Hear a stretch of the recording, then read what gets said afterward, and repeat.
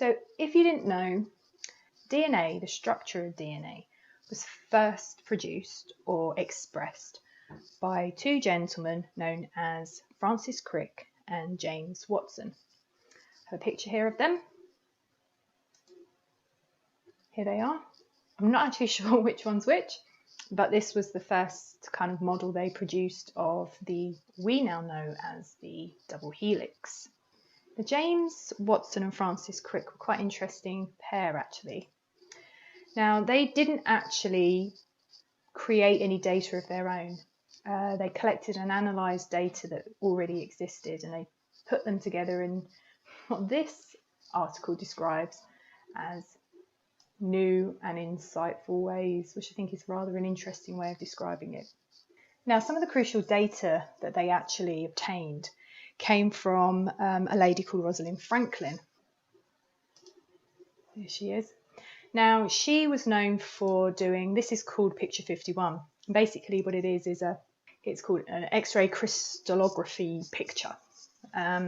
Basically they would crystallize molecules of DNA and then expose them to X-rays, and then the X-rays would deflect off of the molecules and they would capture a picture of it. But it takes quite a bit of training and some knowledge and good mathematics apparently to work out what a picture like this actually means in 3D form.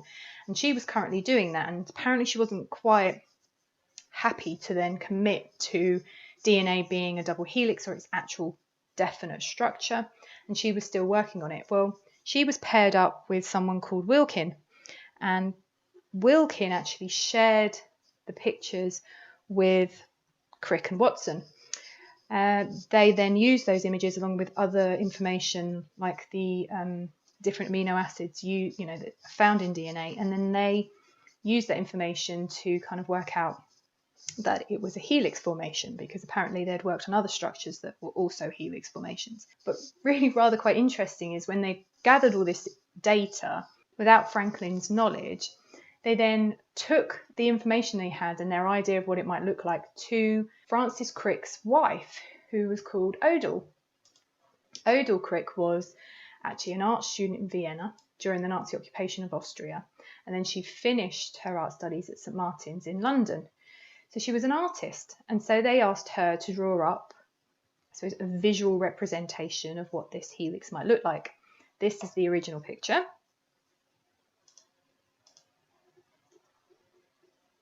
Which is really rather quite interesting. So okay, give it the benefit of the doubt, I guess. It's a very first rough sketch. Generally speaking, she was an artist, not a scientist. Really rather quite strange that they asked her to draw it up, but I guess that they agreed that that's scientifically what it would have looked like. I don't know. And then the guys went off and eventually made their own model of the double helix.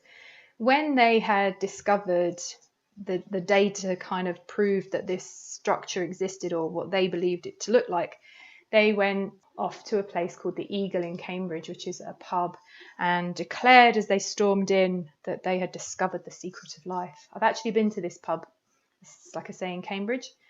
Came across it by accident. I didn't even realise that it was famous for anything. I went in for lunch, and literally the walls are covered in all this sort of, Crick and Watson memorabilia and bits and pieces, and yeah, so it's still celebrated today and plastered all over the place. So anyway, so they storm into this pub and declare, like I say, that they have found the secret of life. This was actually before they had actually created the model. So why am I bringing this to your attention? Well, I have been looking online for images of DNA. So, this is now 50, 60 years later, and we have microscopes and electron microscopes and lots of different ways to view things that are not visible to the naked eye.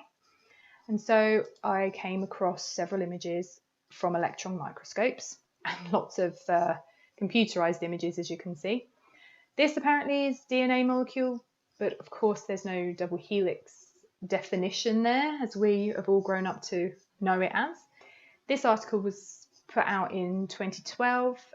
Basically what happened was they created, through water tension or something, the ability to stretch a strand of DNA across two pillars. This is done on an electron microscope, so you can, appreciate that this is obviously very small, if this is what it says it is. And this is a close-up of the DNA. Now this, in 2012, is declared the first captured image of DNA with an electron microscope. So basically anything captured before that would have been with a regular microscope, or images that would have just been created through artistic impression, I guess, a bit like Crick's wife. This is still not very clear, and I was actually quite surprised. 2012, and that's the best image we could get. So I looked at other images that was representing DNA. This one I found quite interesting. I actually thought for a second, oh my goodness, like this is much easier to visualize. This is a much more sort of common image of what we would imagine a double helix of DNA to be. But actually it's not DNA. This is nanowire, which is man-made. Basically means very, very thin wire. Ascorbic acid, which carries the same double helix structure. And this is just labeled double helix. It's not DNA. So I don't understand why they can capture an image of ascorbic acid and something as tiny as nanowire, which is 15 nanometers small, and we still don't have an image of DNA in more detail. Again, that's what creates these questions in me. Does it really matter? Yeah, I think it does, because if DNA was not something that we had all been brought up understanding to believe had a certain look about it, then we wouldn't care. But to me, I think the reason DNA has been given, has been pushed, this image has been pushed. No one has gone out of their way to disprove it. You can argue it's because they don't have the equipment to disprove it. But nobody, now that the equipment exists, has disproved it. And is that because when you want something to be absorbed by the community or by the public, you have to have a very strong image attached to it. And DNA, we all know what we've been told DNA looks like. So can we capture images better than that? Well, apparently we can. So in 2017, I believe, they have now got the most powerful electron microscope.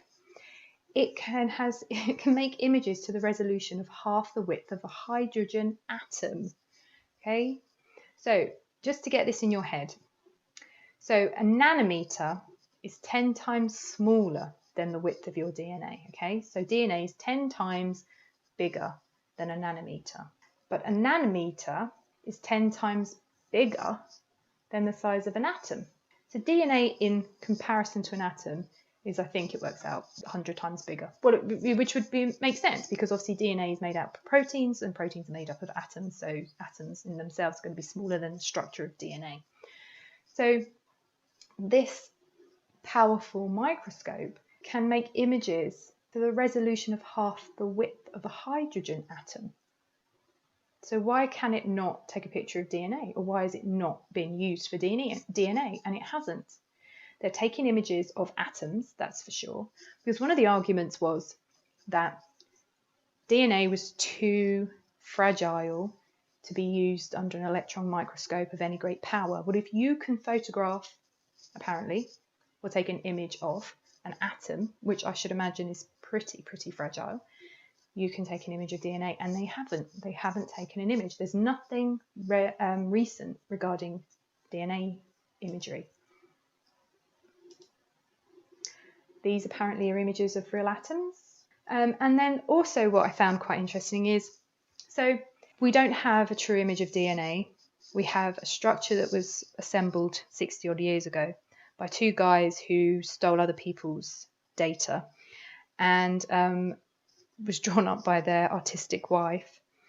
They come from Cambridge, and I'm hoping to make a video on that as a topic. I have been to Cambridge, if you've seen some of my other videos, but I actually have some research that I want to produce into a video at some point about different scientists that have come from Cambridge. And so I'm questioning whether even if that structure is true. So then I found this. Now this was 2011, so this was before the first supposed pictures of DNA were taken with an electron microscope. And they're talking about how DNA can actually form different structures than double helixes. It says it's a rarity. How they would know that unless they can actually see DNA is bizarre. But It says that we show that the simple DNA double helix exists in an alternative form. Well, okay, so I can't disprove that. If you can't prove, at this point in 2011, there was no image of real DNA, yet they seem to be able to, through computer generated pictures, because that's obviously what that is, show you that actually DNA can be formed in other ways. So now we can see DNA, or can we not see DNA?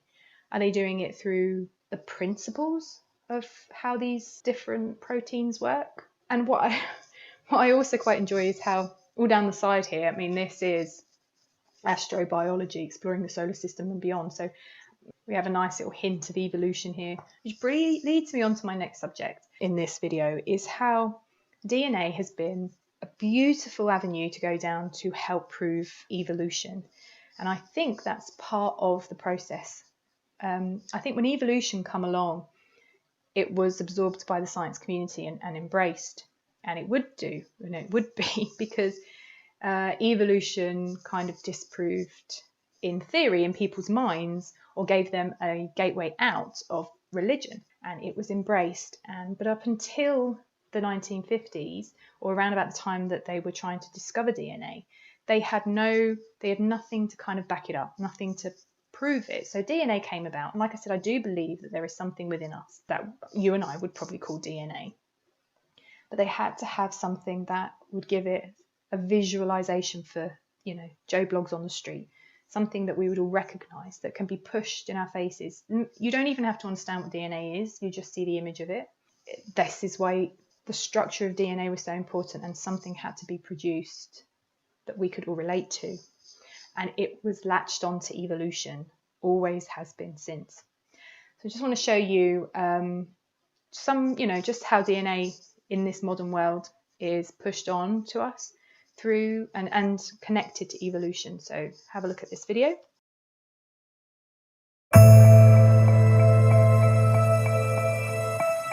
If Darwin came back today, what would he be most excited by in modern science? I think it would be the whole world of genetics.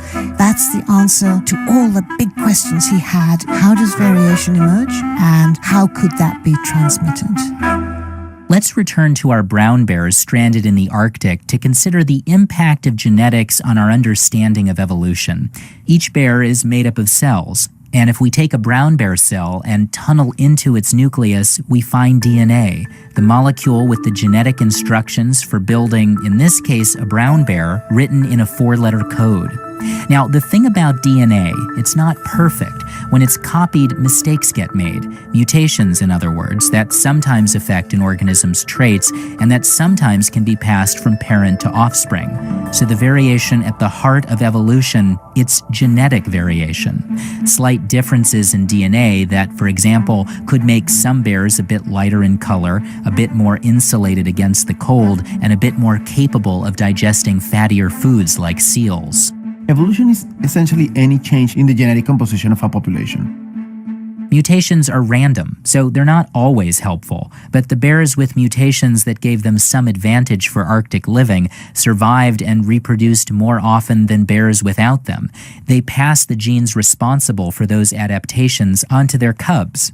Over generations, more bears inherited and elaborated on these and other changes in the DNA. The eventual result? A polar bear. And when we tunnel into its cells, we find polar bear DNA. Think of DNA as the raw material that, across billions of years, evolution has molded and built into countless forms of life. We are all related, tied to one another by the most spectacular of double helical threads.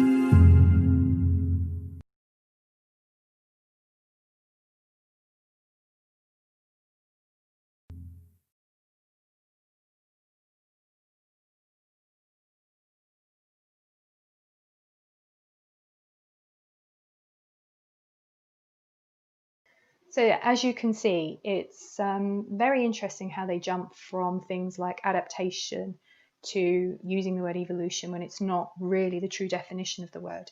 And I do also know that many people that study science that come across evolution are very confused about what the actual meaning of it is unless you study it in depth. it's taken for granted that it's just adaptation, but it's not. That's not what evolution is. That's not what they're selling you. So anyway, moving on. Just to add a little bit more information for you, just to add kind of something more current. We're inundated today about, you know, DNA's websites, track your ancestry, take DNA and see where you come from. And there's actually quite some interesting stories about how people have sent off their DNA and had several different results from different DNA ancestry tests. Because believe it or not, normal DNA testing is really quite flexible and it's not always 100%. So all these years later, I really still do not believe that they understand what it is, and that when we're told that we have the sequencing of DNA and all this kind of thing, I'm skeptical. Even in this modern world, you know, whether these are a scam and they're just, you know, trying to make money out of you or not, or whether really literally DNA is not that reliable in its basic form when you're testing it. You need huge amounts of DNA to test so that you are absolutely sure that somebody, you know, left that DNA there. It's not cut and dry. It really isn't when you look into it. I could have gone into a lot more detail, but I think it's one of those subjects that, you know, you just really can't prove either way. But you know, it's important, I think, that when you are coming face to face with scientists, and, you know, if you haven't already come across holes in theories that scientists throw out there at you, and I'm assuming that probably many of you have, if you haven't come across them, it's important that you understand that just because it's written and some guy on TV tells you it's true and the majority of people believe it is, it doesn't make it true. And if you have in your heart this ability to believe men that have no proof to give you, it is a set of beliefs, it is a form of faith. You put your faith in science, you put your faith in someone who you think knows more than you do, because, you know, maybe it doesn't matter to you that much. But this idea of faith and putting it into something, I think it's something that we all have intrinsically inside of us. And so I just ask, if you are willing to rest your understanding towards men who really have only ever proven, if you look back in history and you know many of the theories that are going around today, have only ever proven how unreliable and deceptive they can be. But how much different is it then to turn and possibly look at the Bible and understand that it's a series of stories that have happened through the history of the world that is there to teach you something. And you can buy into the myth that the Bible is about a vengeful, hateful God, and it really, really isn't. So I just ask that you put your faith in maybe something else. I used to be an atheist. I used to look at science and I used to rest all my trust in it. I used to love astronomy. I used to believe we went to the moon. I believed in all of those things. I loved biology. I trusted it all. And slowly, when you etch away at the things that you're told, scraping away the surface, realizing that actually there's no basis in it. There's no actual real foundation in it. Realize that maybe you could be wrong about other things too. Maybe you can be wrong about the judgment you passed on. Anyway, thank you for watching.